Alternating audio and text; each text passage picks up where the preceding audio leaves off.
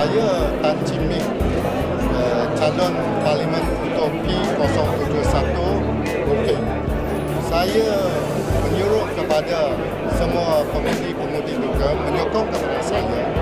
Saya pasti akan membawa perubahan transform pada Parlimen Uping yang dilaulaukan oleh Yang Amat Berhormat Perdana Menteri kita. Saya berhajat untuk membawa satu banyak pembangunan kepada kawasan Uping. 各位我是陈继明，竞选路边国会选区 B071。